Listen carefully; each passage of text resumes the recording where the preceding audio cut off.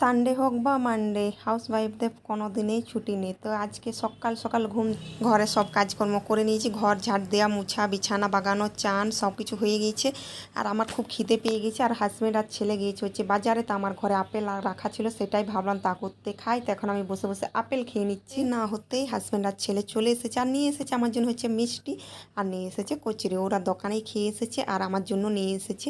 আর কচুরিগুলো কতটা ছোট ছোট, অনেকটা ছোট। আমি ভাবলাম যে চলো ট্রাই করে দেখি। তো প্রথমে শুধু খেয়ে দেখলাম, শুধুই খেতে ভালো লাগছিল। তারপর আমার ঘুগনি দিয়ে খেলাম। কচুরি খাওয়া হয়ে গিয়েছে। এখন আমি খেয়ে নিচ্ছি হচ্ছে মিষ্টিটা।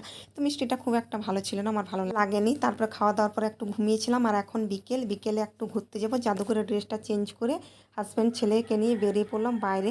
আর আজকে একটু রেডি হয়ে বেরিয়েছিলাম যে ভিডিও বানাতে যাব। যেখানে যে মাঠে ভিডিও বানাতে এসেছিলাম ওইখানে দেখছি শুধু কাদা কাদা ছাড়া কিছুই নেই। এই দেখো চারিধার শুধু কাদা, কোথায় ভিডিও বানাবো? তাই ভিডিও আর বানালাম না। মন খারাপ করে একটু আশেপাশে ভিডিও তোমাদেরকে একটু জায়গাটা দেখিয়ে দিলাম। তারপরে বাড়ি চলে এলাম। আর এই দেখো কি সুন্দর সুন্দর দুপাশে দুটো গেটের সামনে ডাইনাসোর বড় বড়।